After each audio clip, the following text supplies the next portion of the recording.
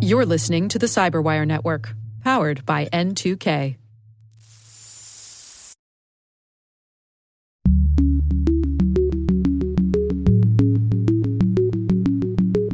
Hello, everyone, and welcome to Caveat, N2K Cyberwire's privacy surveillance law and policy podcast. I'm Dave Bittner, and joining me is my co-host Ben Yellen from the University of Maryland Center for Health and Homeland Security.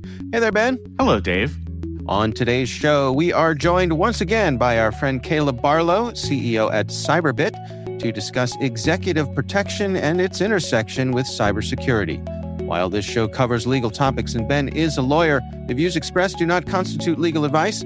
For official legal advice on any of the topics we cover, please contact your attorney.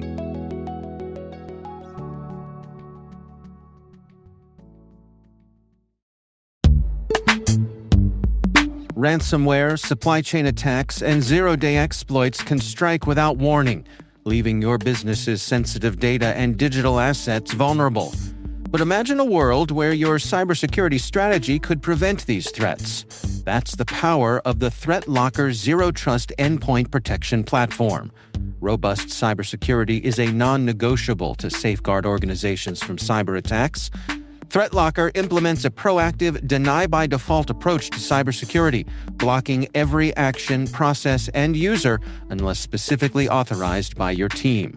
This least privilege methodology mitigates the exploitation of trusted applications and ensures protection for your organization 24/7, 365. IT professionals are empowered by ThreatLocker application allow listing, ring fencing, network control, and EDR solutions, enhancing their cybersecurity posture and streamlining internal IT and security operations. To learn more about how ThreatLocker can help mitigate unknown threats in your digital environment and align your organization with respected compliance frameworks, visit threatlocker.com.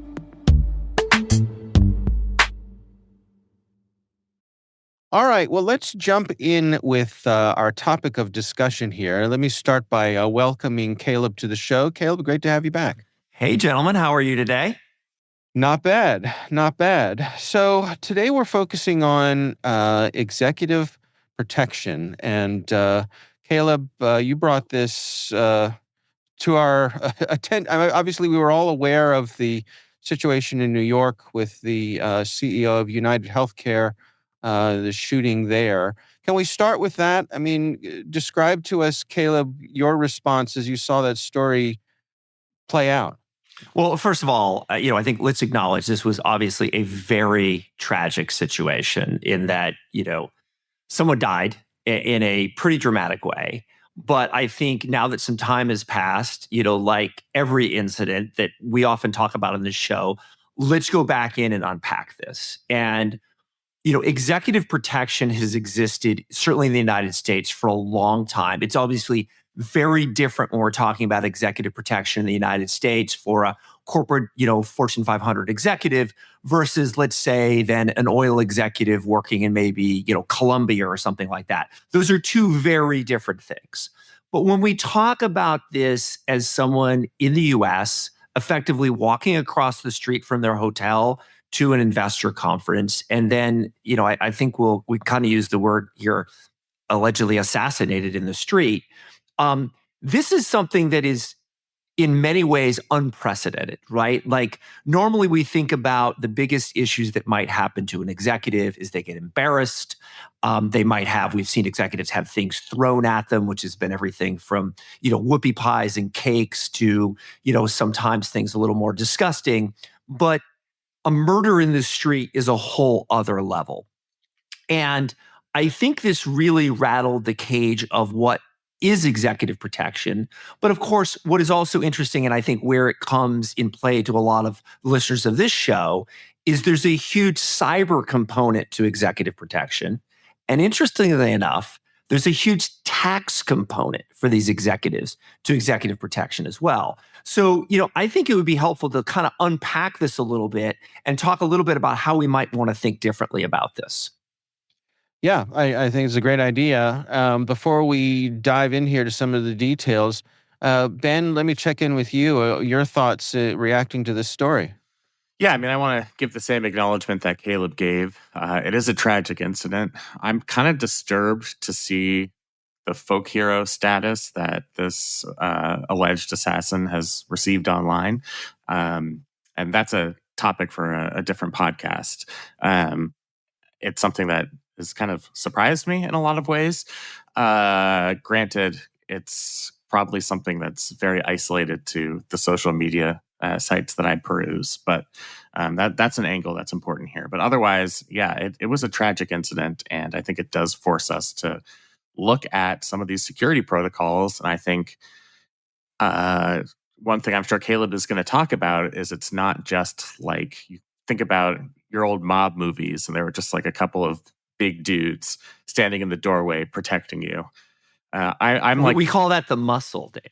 The muscle. The muscle man. I'm picturing in The Godfather when Michael goes to Sicily and he's just followed around by two guys with long arm rifles. And I just think it's like important for us to move past that frame of reference that there are 21st century ways of protecting executives. And I'm glad you brought the story to our attention. Well, let's talk a little bit about what those components typically are kind of pre this incident and maybe how those have changed, right? So before this incident occurred, executive protection could involve a bunch of different things. So first of all, you have the muscle component of it, all kidding aside, right? In that, depending on the type of executive, and obviously the executive protection program for a big social media and prominent executive like, let's say, an Elon Musk, where there's lots of reasons that people may be, unhappy with him and the things they might do, is very, very different than, let's say, the CEO of maybe a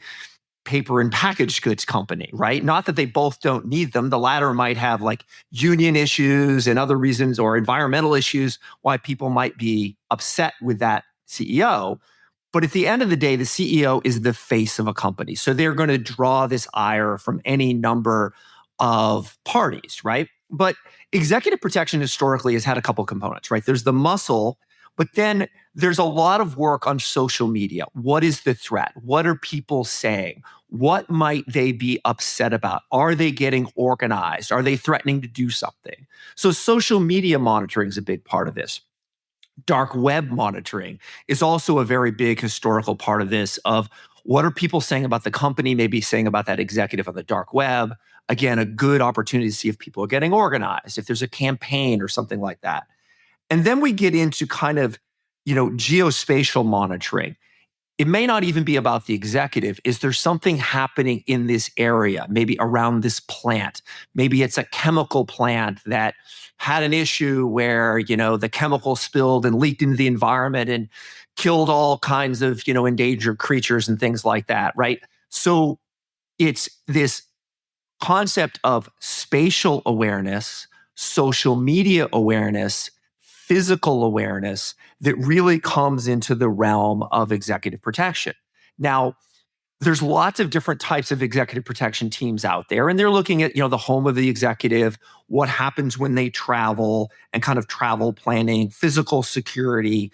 But of course, then there's also in some cases armed security, depending on the level of that executive. And armed security in the United States can be really difficult because we have different gun laws in every state and the executive's moving in between them. And you've got to figure out all this crazy logistics based on where that executive is going. You remind me of a conversation I had a couple of years ago when I was doing the Recorded Future podcast, and I was talking to, I believe it was the chief security officer at Purdue, which is a chicken farming organization. They're what's for dinner, Dave. Yeah.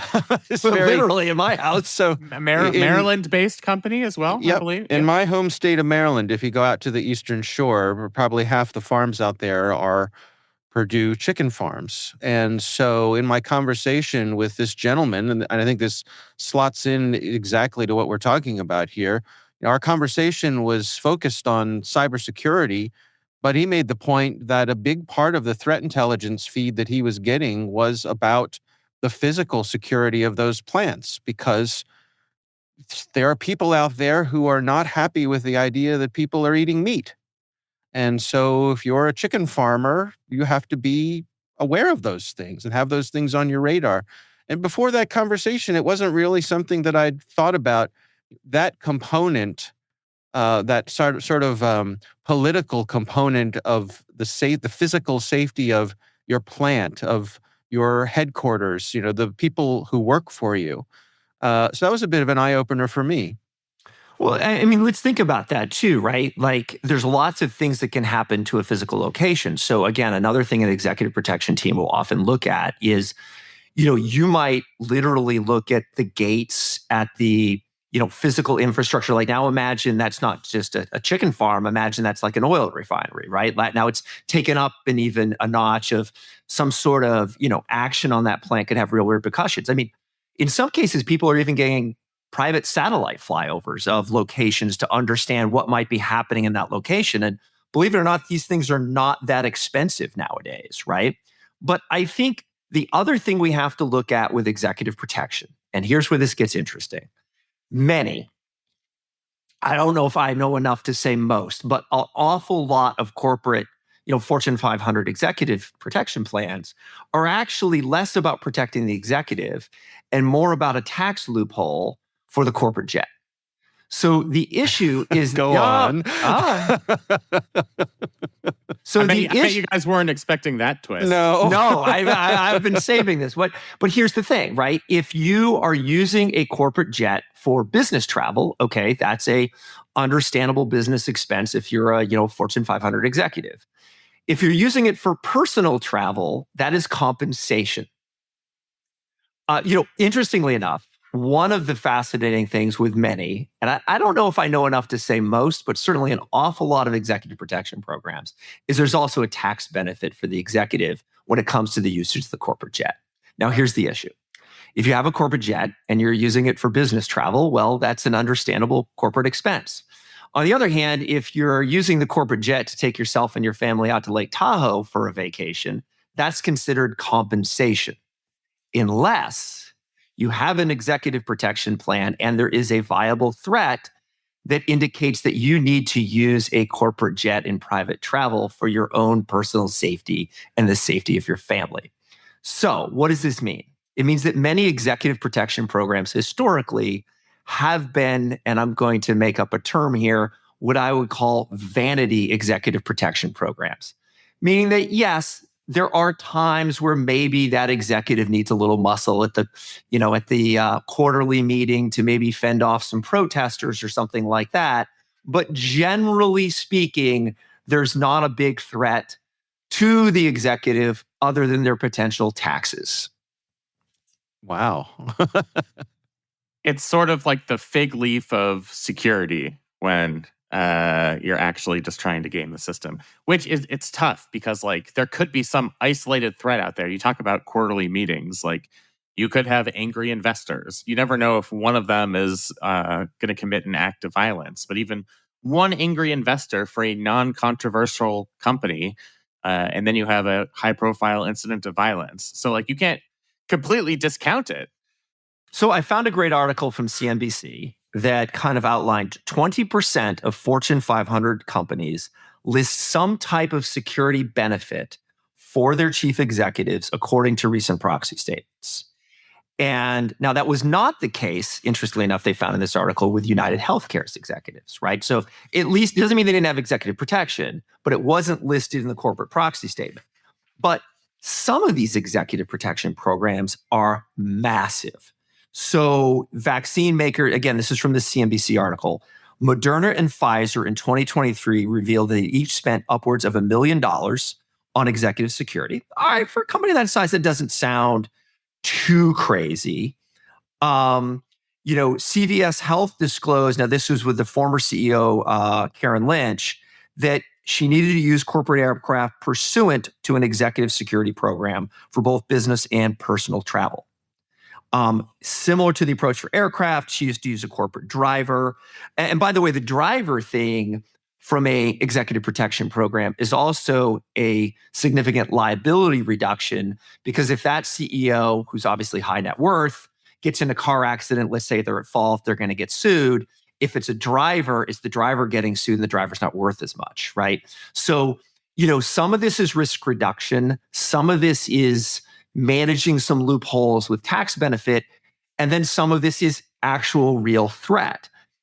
I think a big part of this United Healthcare issue was some of these vanity programs. I think people went back and said, oh, maybe we actually need to think about this as a real threat, and how do we up our game?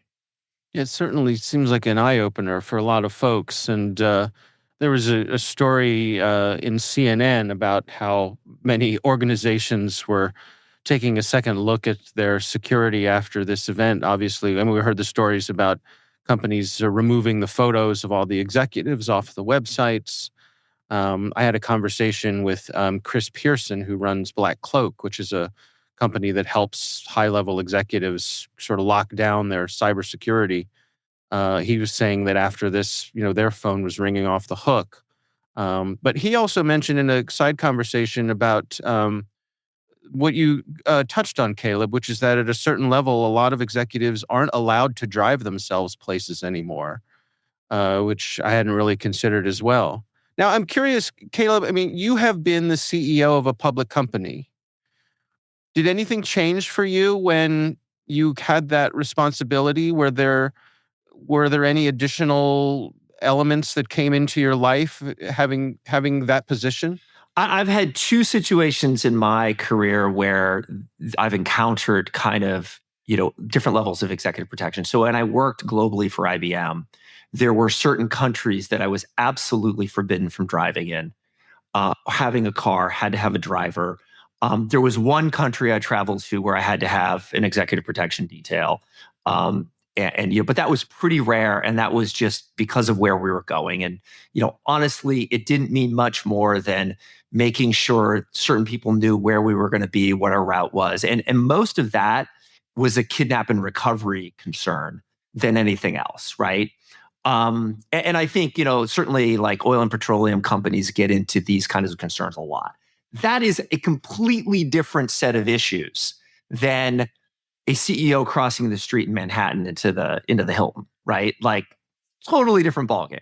Now, when I became the CEO of a public company, we were not a company that was, we were a very small public company doing cybersecurity work. We really didn't do anything that got people upset.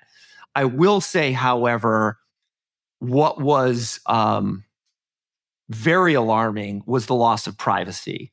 Not only is your salary published, it's very easy to figure out your home address, but I actually had activist investors hiring private executives, private eyes, to go investigate me, not from a nefarious perspective. I mean, what they were doing was legal and above board, but from a, what decisions is this guy going to likely make? Where's he going to take the company? How might this drive my investment in some way, right? And, that's part of the game, right? When you sign up for that. But I think the loss of privacy that these corporate CEOs have is something they have to really get used to. And, one of the things I learned is, boy, you better be doing everything above board. Every I had better be dotted, every T had better be crossed. Because if it's not, there's lots of ways that could go sideways. I have kind of a broad question here.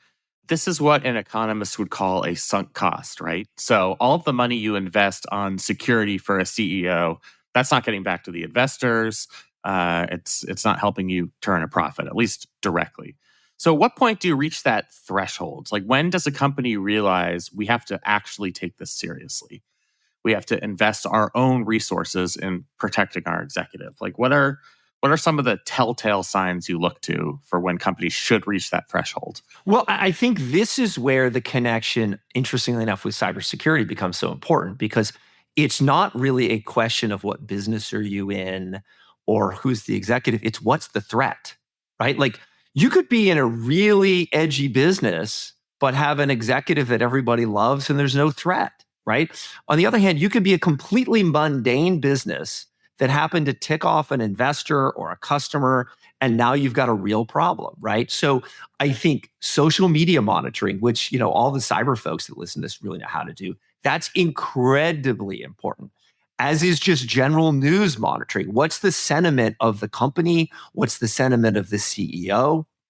event monitoring, actual geolocation and kind of putting a tag around that, and then ramping up or down that security protocol based off of the threat that you actually see and being willing to jog that. Now, I think the toughest question is to say, when do you go from nothing to something? Because it's one thing to say, oh, we've got a viable threat. We need to increase our executive protection budget from, $500,000 a year to $750,000 a year. It's another thing to say we need to go from zero to something, which is probably a pretty big jump in cost. And I suspect that's something a lot of companies really struggle with. We'll be right back.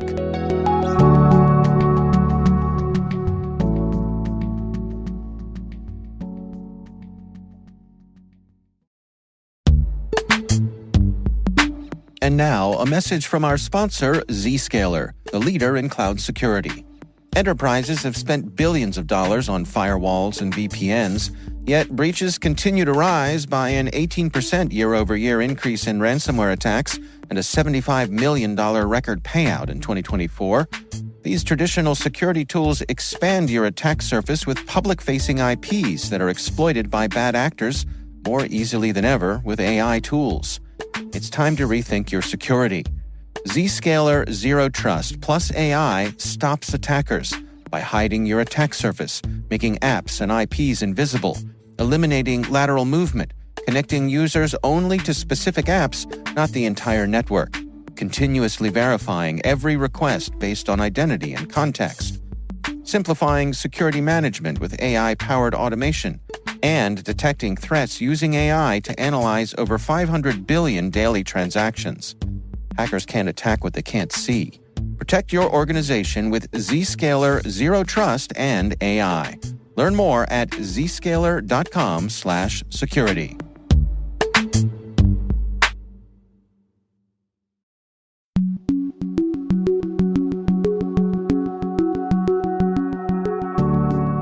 I've also seen where folks will partially justify a security shift by saying it allows the executive to make better use of their time. For example, here in Howard County, where I live, a couple county executives ago decided that rather than driving themselves from place to place, they would have a police officer, in a Suburban do the driving. And this was put in front of the public for two reasons. One, there were allegedly credible threats. People are unhappy. But the second reason was now the executive can be doing things in the car, answering emails and taking phone calls and, making more efficient use of their time. It kind of speaks to that dual use, maybe with the private jet as well. And, people roll their eyes at some of them and say, oh, what does a county executive in a little place like Howard County need a security detail for? But I don't know. It's interesting to me how you can have multiple justifications for this sort of thing. I mean, it seems to me that that's why you do a threat assessment, is you try and figure out, as Caleb said, like, what are the threat vectors out there? Where are they coming from? Is it worth it for us to make those investments? Basically, the fundamentals of risk management. Just because we're talking about an actual human being, the stakes are quite high. How familiar, Caleb, are you with that world? I mean, is it kind of like a scoring system where CEOs in different industries or individual CEOs are given kind of a general threat score that informs how much a company is going to invest in physical or cybersecurity? Well, if they have an executive protection team, this is exactly what the executive protection team is doing, right? They're looking out ahead saying, what is this executive's travel plans? What are the risks in these locations? Do we need to take any specific precautions in these locations or do something different? Like, maybe the executive comes in, gives their speech, and then leaves. Or do they linger, right? And sometimes those decisions are based on a threat. Sometimes those decisions are also based on, how do you best utilize the time of the executive, right? So both aspects can come into play. And, I think the other thing that is going to really kind of play into this is what are the decisions that the company is making and their executives making, and how risky are those decisions, right? So a lot of times where this stuff comes from is a company is maybe making a decision that might be particularly alarming to a certain community. Let's say we're going to put our new plant, over some endangered animal, and that's going to upset a lot of people. And there's going to be big environmental concerns. I'll give you the most current example. All right, fire away. I'm a news junkie. This morning, Mark Zuckerberg, obviously he already has robust security, I'm sure, but announced that Facebook is doing away with its fact-checking enterprise. And they are no longer going to be working with third-party fact-checkers in an effort to facilitate free speech. So there are going to be some people who are really upset about that. Right. So let's monitor that. Let's monitor that from the social media perspective. Let's monitor where he goes. And I'm guessing someone like Mark Zuckerberg probably has an extensive executive protection program, both at home as well as when he travels. But here's the other interesting thing back to Dave's question, right? Like, some of this is going to be about the convenience of the executive. I mean, someone like Mark Zuckerberg, his time is probably worth many tens of thousands of dollars an hour, right? So does it make sense for him to be driving his own car or waiting in the lounge for the aircraft? Absolutely not, right? You need to maximize the time of that executive as much as possible to get the maximum return for your shareholders. So I don't think anybody's going to question someone like Mark Zuckerberg having a robust protection program, private aircraft, and drivers and all that good stuff.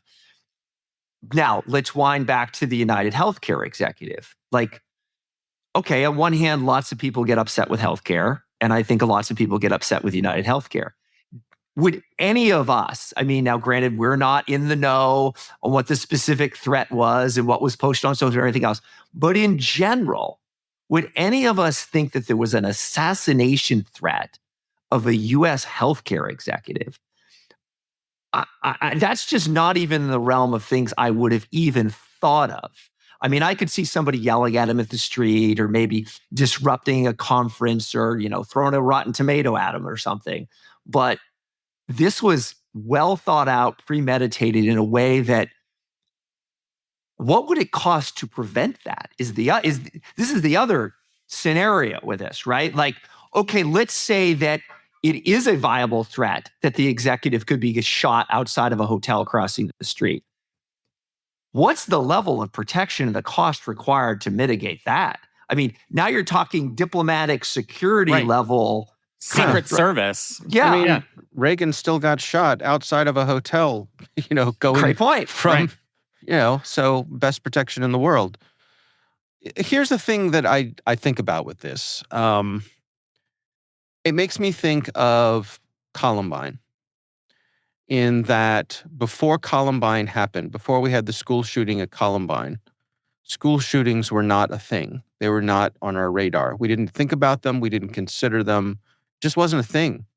And then after that, it was a thing, and it continues to be a thing. It sparked the, I'm going to put air quotes around, imagination of people looking to do bad things. Here was a way to do a bad thing, to get your name in the newspaper, to get noticed. And I wonder if this isn't similar to that.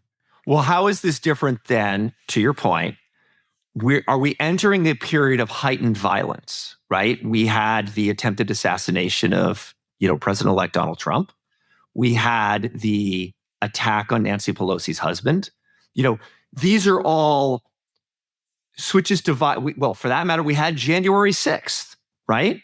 These are all pivots to violence based on ideological belief. Now, regardless of where we sit politically, regardless of where we sit in our views of healthcare and United Healthcare and all this stuff, my worry, to your point, is, are we entering a period where, for whatever reason, a violent reaction to something we don't like, politically or ideologically, is going to be viewed as okay? And probably the most disturbing thing out of the United Healthcare scenario was what Ben mentioned at the outset, which is the reaction on social media, where there was a large population that was accepting of this as an acceptable response.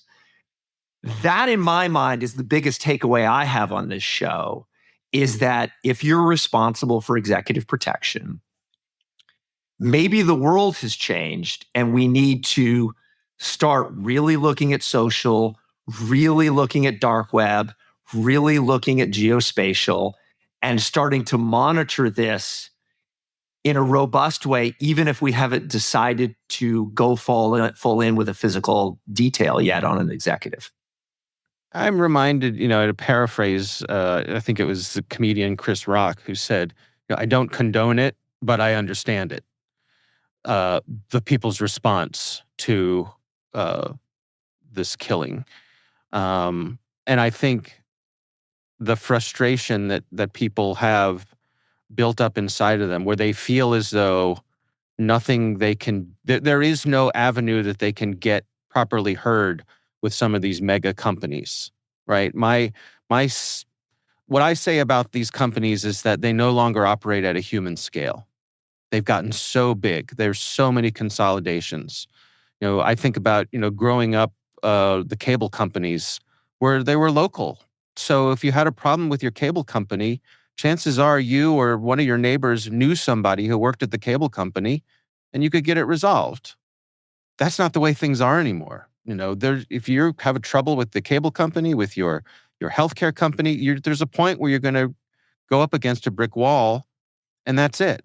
And I think when people start to feel powerless, when they feel like they have used up every avenue at their disposal and they're still not getting satisfied, that can lead people down this irrational path. And I worry about that. I don't even, I don't know. I don't even accept your premise on this one, Dave, just because I think this person didn't exhaust other available avenues. There are ways to publicize the misdeeds of health insurance companies. Even public heckling, yes, it's not going to get the same type of media attention, but it certainly gets some level of media attention. Or, some of the horror stories we see online have actually broken through some of the abuses of healthcare companies. And to have that elevate to cold-blooded murder, to me, is like, I'm not even, and maybe we differ on this, I'm not at the point of, I don't condone it, but I understand it. That's just so me. Ben, we talked a little bit about where the cyber side of plays into this. Where do you think the legal side, the courts, the lawyers, is there a motion that they need to play in this whole executive protection issue? So there are a couple of angles I would think about. One of them you mentioned, which is the differing gun laws. I do think the impact of that has been blunted a little bit by the Supreme Court's decision in the Bruin case, which struck down a lot of state-specific gun statutes. It makes it easier for people to carry guns in bluer, more gun-restrictive states. But I do think that's an issue. If you're going to have armed security, you have to know whether they have proper permitting if your CEO is going to be traveling to New York or California. Then from a legal perspective, you always think about laws relating to liability and corporate structure. And I'm not enough of an expert to know what would have to be changed, but something in forming an LLC, for example, something in the incorporation of a business would have to take account, I guess, in some way of the risk, not just to the company itself, but to the CEO and that CEO's safety. And I can't really pinpoint exactly what that would look like. I took business associations in law school, and I stayed at a Holiday Inn Express last night. That's the extent of my knowledge on this subject. But I'd be curious to hear what you think about that liability angle, and if we should think about this in terms of corporate governance structures. Well, actually, let me pivot one step further on that. Does this become something CEOs negotiate as part of their package? I think it has to be. I think if you're a CEO in the tens of millions of dollars in comp range, which a lot of them are, you're negotiating all kinds of crazy things like access to the corporate jet and drivers and all that other stuff in your contract. Is a real versus vanity executive protection program something you start to think about for you and your family? I think where this stuff is very real today are CEOs that operate in areas of the world where they need to worry about what they call the K&R risk, the kidnap and recovery risk, right? And those are very real teams that have very real capabilities because there's a very real threat. Again, you don't see that in somebody that's just, working in the US and Europe. And maybe that starts to become part of the program, right? But, I also, you brought up the word of liability. Like, is there a expectation that comes in this in some way? What happens if a company and a board refuses to provide the expensive executive protection to a CEO? Like, let's say you're a $100 million ARR company, which, on public standards is pretty small, right? Let's say your CEO has been threatened in a variety of ways. And let's say a board is not willing to provide the level of executive protection that the CEO needs. Like, do we start to get into some liability issues if something happens? Potentially. And the way tort law works is the liability would start to become more of a discussion if this gets widespread, because the corporate boards would be judged on what a reasonable corporate board would have done under these circumstances. Interesting. So it's not even so much specific, it's what would be reasonable in that circumstance. Exactly. I mean, that's how any lawsuit in torts works. You're judged against a reasonable person or entity similarly situated. So if we start to see the direct competition or similar industry players investing in this type of security, when some corporate board says this is not an expenditure that we want to make, maybe some court is going to recognize that as a breach of a standard. I mean, that's kind of how medical malpractice cases have worked. For example, you get expert testimony from doctors saying, I do XYZ procedures every time I perform this surgery. And the doctor in this case did not do that. So if this becomes so customary in the industry, that's going to start to have an impact in courts of law. Well, let me throw one other question your way, Ben. So it's very difficult now to be anonymous, and it's very difficult to anonymize where you live, right? Like, if you want to truly anonymize where you live, you're going to have to put your house in a trust. You're going to have to get your mail some other location. Like, it's work, right? Totally. And not worth it for 99% of people. Yeah. Right. Like, is there some change that needs to occur? Because it's usually governments at the end of the day that are publishing, like, who bought this house, and it's real estate sites posting the pictures of the interior. Like, it's really difficult to hide where you live. Like, does something need to change there? Maybe.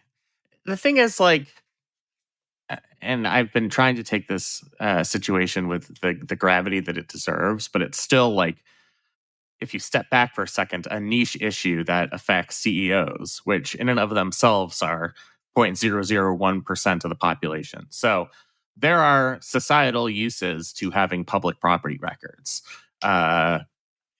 It's important for local governments and tax assessments. And I mean, there are a whole bunch of reasons why we have those public records. And so to throw the baby out with the bathwater because of this, what right now I think is still an isolated risk, it wouldn't fundamentally cause me to rethink allowing Zillow to maintain photos of a house after it's been purchased.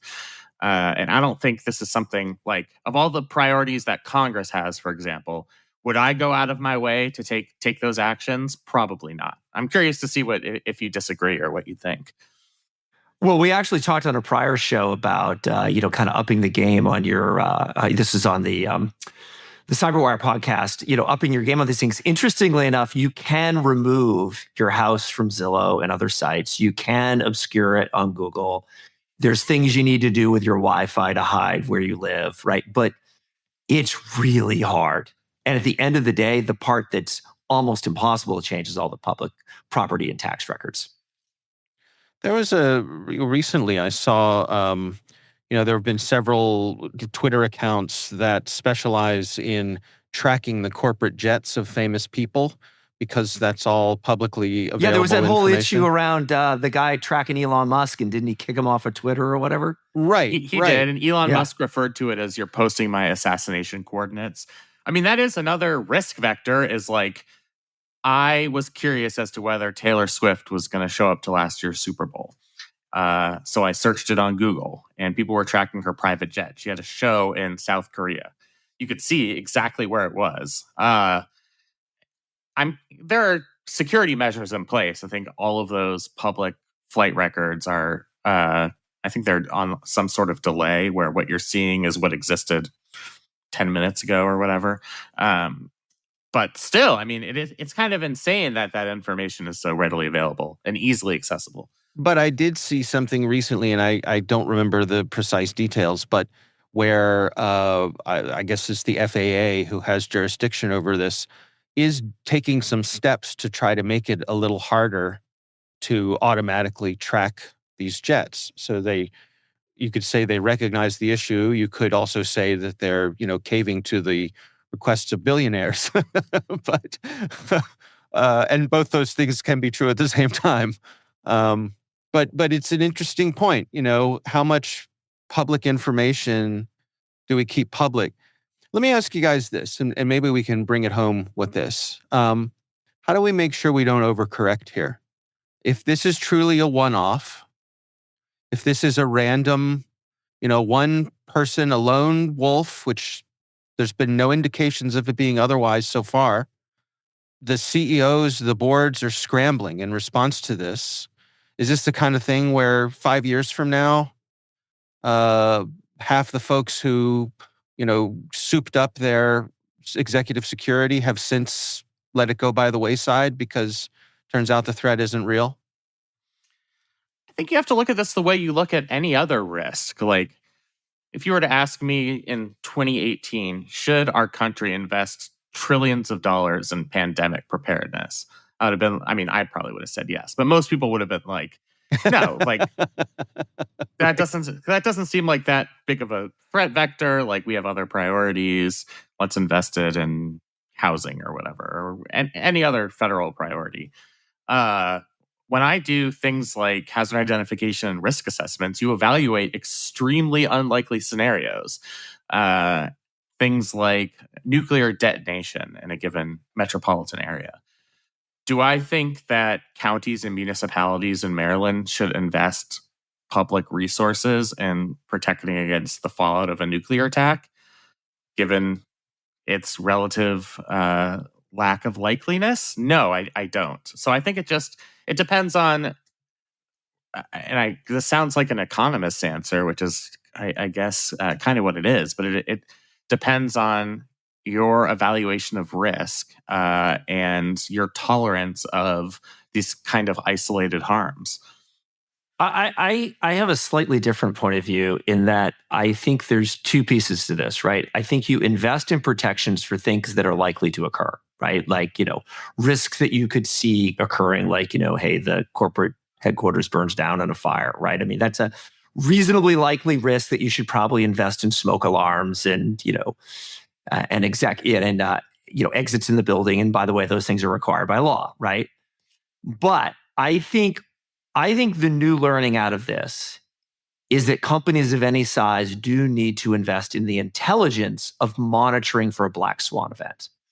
And in doing that, you're not only building the muscle memory to look for someone that may be targeting your CEO or your corporate headquarters, but you're also building the ability to constantly articulate what those black swan events are and be able to talk about them.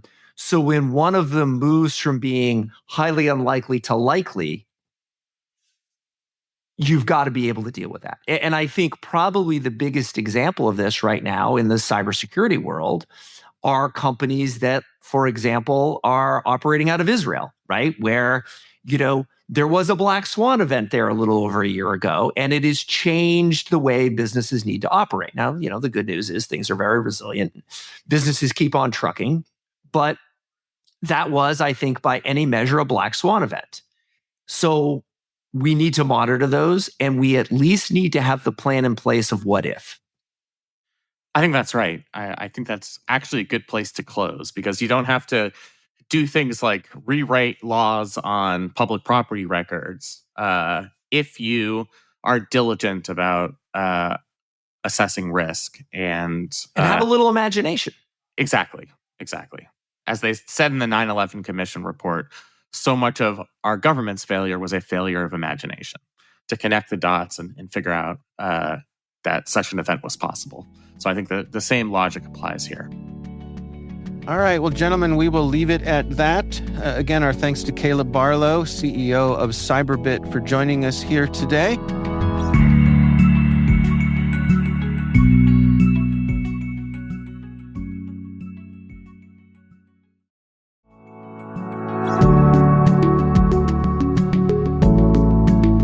That is Caveat, brought to you by N2K Cyberwire. We would love to know what you think of this podcast. Your feedback ensures we deliver the insights that keep you a step ahead in the rapidly changing world of cybersecurity. If you like our show, please share a rating and review in your favorite podcast app. Please also fill out the survey in the show notes or send an email to caveat@n2k.com. This episode is produced by Liz Stokes. Our executive producer is Jennifer Iben. The show is mixed by Trey Hester. Our executive editor is Brandon Karpf. Peter Kilpie is our publisher. I'm Dave Bittner. I'm Ben Yellen. Thanks for listening.